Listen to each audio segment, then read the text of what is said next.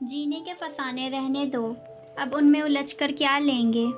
Hotel کے restaurant area میں زرد روشنیوں کے سحر انگیز سا اثر طاری کر رکھا تھا۔ حنین اور فارس آمنے سامنے بیٹھے تھے، یوں کہ حنین کا سر جھکا تھا۔ وہ گھر نہیں گئے تھے، یہیں آ گئے تھے۔ اب اپنی زبان کی پھسلن پہ حنین شرمندہ تھی۔ تمہیں کیسے پتہ چلا؟ نو سپن والی بات، فارس نے سنجیدگی مگر نرمی سے پوچھا۔ حنین نے خفا خفا سا چہرہ اٹھایا۔ آپ کی گاڑی میں دیکھی تھی، مجھے کیا پتا تھا کہ آپ وہ پھپھو کو یوں بھیجیں گے۔ میں نے یوں نہیں بھیجی تھی۔ فارس کے ماتھے پہ عادتاً بل پڑے۔ صاف بات کرتا ہو، اس وقت مجھے لگا میری ان سے شادی ہو جائے گی اور میری لکھائی پہچان جائیں گی۔ نام اس لیے نہیں لکھا کہ کوئی اور دیکھ کر غلط نہ سمجھ لے۔ پھر آپ نے زرتاشا آنٹی سے شادی کیوں کر لی؟ کیونکہ تمہاری پھپھو سے رشتے کو انکار ہو گیا تھا۔ بات ختم۔ آپا کہہ رہی تھی زرتاشا سے کر لو، میں نے کر لی۔ میں اس شادی سے خوش ہوں، مگر میں خوش نہیں ہوں۔ مجھے غصہ ہے پھپھو پہ کہ انہوں نے انکار کیوں کیا۔ ان کی والدہ نے انکار کیا تھا، ان کو تو معلوم بھی نہیں ہوگا۔ میں نہیں مانتی۔ وٹ ایور ہنا، میں صرف اس لیے بتا رہا ہوں کہ بات اپنے ذہن سے نکال دو۔ میرا ان سے کوئی افیئر نہیں تھا، اب ان کی شادی ہو رہی ہے۔ کوئی بھی بات ہمارے منہ سے ایسی نہیں نکلنی جو ان کو ہرٹ کرے۔ اوکے، انہیں نے سر مزید جھکا لیا۔ فارس چند لمحے خاموشی سے اسے دیکھتا رہا۔ ان کو کہنا یہ لونگ اب ان پہ سوٹ نہیں کرتی، اس کو اتار کر کوئی اور پہن لیں۔ میں نے کہا تھا، آپ کی شادی کے اگلے دن ہی کہا تھا، مگر وہ کہتی ہیں مجھے اس کی عادت ہو گئی ہے اور میں تبدیلیوں کے ساتھ بہت دیر سے ایڈجسٹ کرتی ہوں، سو اسی کو پہنے رکھوں گی۔ فارس نے سر ہلایا، پیچھے ہو کر بیٹھا، جوس کا گلاس لبوں سے لگایا اور مسکرایا۔ تم سے ڈرنا چاہیے حنین۔ ہلکا سا مسکرا کر حنین نے نظر اٹھا کر دیکھا۔ اس لیے آپ علیشا کی فکر نہ کریں، وہ کوئی جھوٹ نہیں بول رہی۔ اب ہم چلتے ہیں، پارٹی پہ بھی جانا ہے۔ وہ اٹھ گئی تو فارس والیٹ نکالتا کھڑا ہو گیا۔ وہ آئے تو سر مکتل، تماشا ہم بھی دیکھیں گے۔ یہ شب کی آخری ساتھ گرا کیسے بھی ہو ہمدم۔ وارث غازی کے ہاسٹل کمرے میں اندھیرا تھا۔ خاور ہاتھوں پہ دستانے چڑھائے کرسی پہ بیٹھا غور سے اسکرین کو دیکھتا لیپ ٹاپ پہ ٹائپ کیا جا رہا تھا۔ ایک کے بعد دیگرے ڈاکومنٹس کھلتے جا رہے تھے۔ ڈاکومنٹس انکرپٹڈ تھے، ان کے تالے توڑنے میں وقت لگا تھا اور ابھی تو بہت سا کام رہتا تھا۔ بار بار محتاط نظروں سے دروازے کو بھی دیکھتا جسے وہ اندر سے بند کر چکا تھا۔ یکا یک باہر جوتوں کی آواز آئی۔ خاور پھرتی سے اٹھا، لیپ ٹاپ آف کیا، جو کاپی کر رہا تھا اس کی فلیش کھینچ لی، کھڑکی کی طرف آیا، پھر واپس مڑا۔ او نو، کھڑکی نہیں، وہ قد آدم الماری میں آ کھڑا ہوا۔ پٹ بند کر دیے، تیار چوکنا، ادھر کوئی الماری کھولتا، ادھر وہ اس پہ حملہ کرتا۔ چابی گھمانے کی آواز اسے سنائی تھی، پھر دروازہ کھلا۔ ڈیم اٹ، یہ وارث ہوگا۔ ہاشم صاحب نے اسے کیوں نہیں بتایا کہ وہ پارٹی سے نکل چکا ہے؟ اسے کوئی کوفت ہوئی۔ پٹ کی ذرا سی درس کھلے رکھی تھی۔ وارث اندر آیا، کوٹ صوفے پہ پھینکا، جلدی سے کھڑکی چیک کی، وہ اندر سے بند تھی۔ پھر لیپ ٹاپ کی طرف آیا، اس کی اسکرین اٹھائی، وہ بند تھا۔ وارث نے اس پہ ہاتھ رکھا، گرم تھا، یعنی کہ کوئی ادھر تھا۔ اس نے لیپ ٹاپ آن کیا اور کرسی کھینچ کر بیٹھا، ساتھ ہی موبائل نکالا، کال ملا کر کون سے لگایا۔ خاور نے دروازے کو پکڑے آگے ہو کر دراز سے جھانکا۔ وارث کی اس کی طرف پشت تھی، وہ اتنا قریب تھا کہ خاور اس کے سانس کی آواز بھی سن سکتا تھا۔ اپنا سانس اس نے منہ پہ دوسرا ہاتھ رکھ کر گویا دبا رکھا تھا۔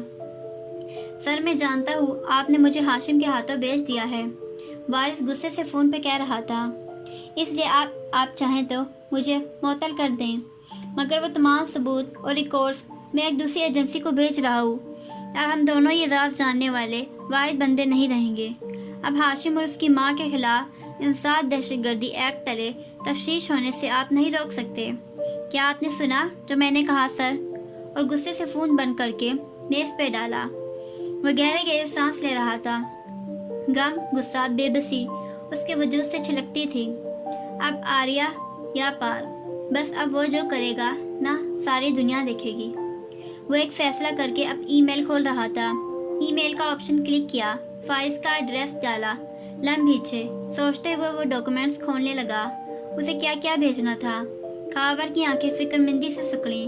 اس نے فارس کے نام کے پہلے حرف پڑھ لیے تھے۔ وہ جانتا تھا کہ اس سب کا کیا مطلب ہے۔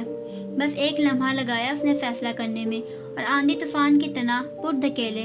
وارث چونک کر پلٹنے لگا، مگر اس سے پہلے ہی خاور نے پستول اس کے سر کی پشت پہ دے ماری۔ وہ اندھے منہ کمپیوٹر ٹیبل پہ جا گرا اور نیچے لڑک گیا۔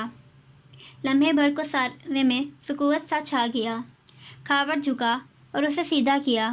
اس کی بند آنکھیں کھلیں۔ وہ کراہ بھی تھا۔ خاور کو بھی دیکھا۔ آنکھوں میں شدید تیز چھلکنے لگا۔ اس نے خاور کا گریبان پکڑنے کی کوشش کی۔ تمہیں ہاشم نے بھیجا ہے نا؟ مگر خاور نے سختی سے اس کے دونوں ہاتھ پکڑ کر مروڑے۔ اسے اوندھے منہ گرایا، کمر پہ گھٹنے سے دباؤ دے کر گرائے رکھا اور ہاتھ پیچھے کر کے پکڑے۔ بامشکل قابو کیے، جیب سے رسی نکالی جو کسی بھی ایسے موقع کے لیے ساتھ لایا تھا، ہاتھ باندھے۔ وارث کی آنکھوں سر میں اٹھتے درد کی ٹیسوں کی شدت سے بند ہوئی جا رہی تھیں، مگر وہ خود کو ہوش میں رکھنے کی اور مزاحمت کی کوشش کر رہا تھا۔ اس نے ٹانگ موڑ کر خاور کو دھکیلنا چاہا، مگر خاور سے زیادہ مضبوط اور ٹرینڈ تھا۔ اس نے سختی سے اسے نیچے دبائے رکھا اور اس کی اڑیاں ایک ساتھ باندھ دیں۔ پھر کھڑا ہوا، کپڑے جھاڑے، بوٹ وارث کی کمر پر رکھ کر اسے کروٹ لینے سے روکے۔ اس نے موبائل نکالا۔ ہاشم ابھی تک مسکرا کر وہیں کھڑا کسی سے بات کر رہا تھا۔ جب موبائل بجا، اس نے خاور کا نام دیکھا، مسکراہٹ سمٹی۔ وہ معذرت کرتا تیزی سے اوپر آیا، کمرے میں آ کر دروازہ بند کیا اور موبائل کان سے لگایا۔ ہاں بولو۔ آپ کو مجھے بتانا چاہیے تھا کہ وہ وہاں سے نکل چکا ہے۔ وہ یہاں سے نکل چکا ہے، ہاشم نے بے یقین سے دہرایا۔ وہ میرے سر پہ آ گیا، مجھے اس کو زیر کرنا پڑا۔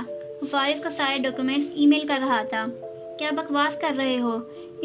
اس نے تمہیں دیکھ لیا، ہاشم دبا سا گرایا، چہرہ سفید پڑا تھا۔ آپ نے فائلز نہیں دیکھی ہیں، اس کے پاس سب ثبوت ہیں، گواہ ہیں، ریکارڈز ہیں، آپ کے سائن شدہ کاغذات، اور اگر میں اس کو نہ روکتا تو وہ یہ سب فارس کو بھیج دیتا۔ لعنت ہے تمہارے اوپر خاور، ایک کام تو ڈھنگ سے نہیں کر سکے۔ ہاشم کمرے میں چکراتا غصے سے کہہ رہا تھا۔ وارث نے کہا سے گردن موڑی، حلق سے پھنسی پھنسی سی آواز نکلی، ہاشم سے کہو وہ حساب دے گا۔ خاور نے کوفت اور غصے میں زور سے اس کی پسلی پہ بوٹ کی ٹھوکر ماری۔ وہ ہلکا سا مسکرایا۔ اب بتائیے میرے لیے کیا حکم ہے؟ اس کا قصہ ختم ہو جائے تو کوئی ثبوت باقی نہیں رہے گا۔ نہیں، ہرگز نہیں، وہ بے چینی سے بولا۔ چہرے پہ پسینہ آ رہا تھا، پیشانی پہ ہاتھ رکھے وہ بیڈ کے کنارے بیٹھ گیا۔ ارد گرد گویا دھماکے ہو رہے تھے۔ سر جلدی بتائیں، کیا کروں؟ ٹھہرو، مجھے چند لمحے دو، چند لمحے خاور، پھلی رنگت اور ویران آنکھوں سے کہتے ہوئے ہاشم نے موبائل کان سے لگائے دروازہ کھولا، ریلنگ کے اوپر کھڑے ہو کر دیکھا۔ لانچ کے وسط میں سارا کی بیٹیاں کھڑی تھیں۔ سارا زمین پہ جھک کر ان میں سے ایک کے جوتے کا شریب بند کر رہی تھی، ساتھ ہی نرم کھگی سے اس کو کچھ کہہ رہی تھی، یقیناً کوئی ایسی بات جو بچپن میں اس کی ماں اس سے کہا کرتی تھی، کھلے تسمے کے جوتوں سے نہیں بھاگو، تسمہ جوتے تلے آیا تو اندھے منہ گرو گے۔ وہ یک ٹک کمزور نکاہت زدہ سا ان دو معصوم بچیوں کو دیکھتا رہا۔ گردن خود بخود نفی میں ہلی۔ کیا وہ ایسا کر سکتا تھا؟ کیا اس کے پاس یہ سب کرنے کی وجہ ان کی معصومیت سے بھی عظیم تھی؟ اس کی نگاہیں ان سے گزر کر فاصلے پہ کھڑے اورنگزیب کاردار پہ گئیں اور پھر ان پہ ہی ٹھہر گئیں۔ وہ ایک سیاست دان دوست کے ساتھ کھڑے ہنس کر کچھ کہہ رہے تھے۔ وہ خوش تھے یا سیاست کی رہل سہل کر رہے تھے؟ نیا کریئر، نیا جوا۔ کیا وہ اس موقع پہ ان کا کوئی اسکینڈل شائع ہونا افورڈ کر سکتا تھا؟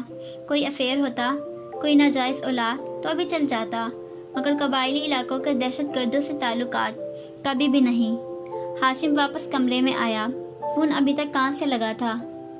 خاور منتظر تھا۔ ہاشم نے خود کو کہتے سنا، خاور، اسے خودکشی لگنا چاہیے، اور موبائل بیڈ پہ پھینک دیا، کوٹ بھی اتار کر ساتھ ہی ڈالا۔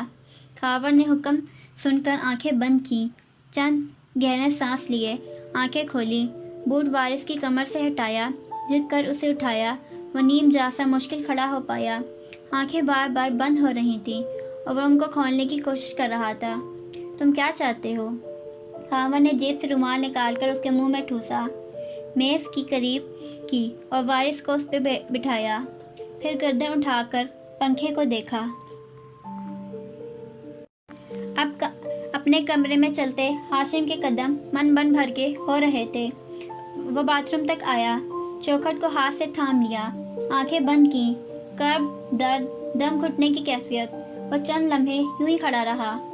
خاوند نے بستر کی چادریں اکٹھی کی، گرے لگائیں، پنکھے کے گرد پھندا سا لٹکایا۔ وارث اس دوران بمشکل میز پہ بیٹھا تھا، یوں کہ گردن بائیں طرف بار بار للکتی اور وہ بار بار اس کو سیدھا کرتا۔ سر کی چوٹ اس زاویے سے لگائی گئی تھی کہ اس کی ساری مزاحمت دم توڑ گئی تھی۔ خاوند نے اسے کندھوں سے پکڑا اور اوپر کھینچا، مگر وہ اپنا پورا زور لگانے لگا۔ خاوند نچلا ہونٹ دانتوں سے دبائے مزید قوت سے کھینچنے لگا۔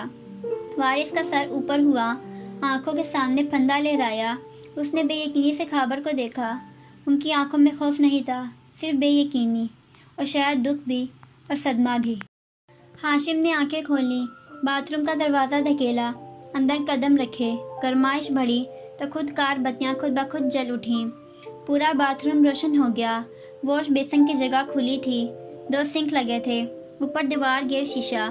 وہ چوکھٹ چھوڑ کر سلیب تک آیا، دونوں ہاتھوں سے اسے تھاما اور تھامے تھامے جھک گیا، جیسے کوئی الٹی کرتے وقت جھکتا ہے۔ خاوند نے اسے کھڑا کر لیا تھا۔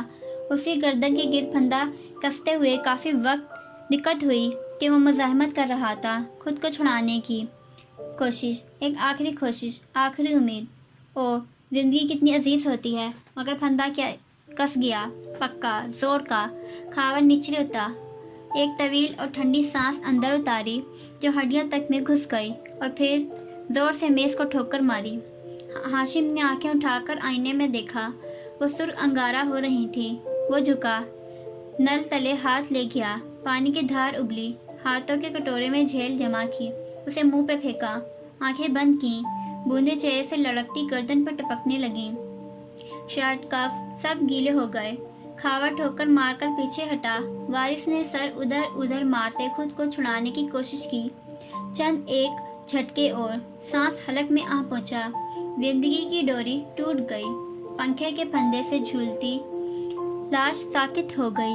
خاوند نے اس کے ہاتھ کھولے، جلدی جلدی پیر بھی علیحدہ کیے، رسی کو پلاسٹک بیگ میں احتیاط سے ڈالا، منہ میں ٹھوسا کپڑا نکال کر اسے بیگ میں ڈالا، اسے سیل کیا اور اس کے کاغذات، لیپ ٹاپ وغیرہ سمیٹنے لگا۔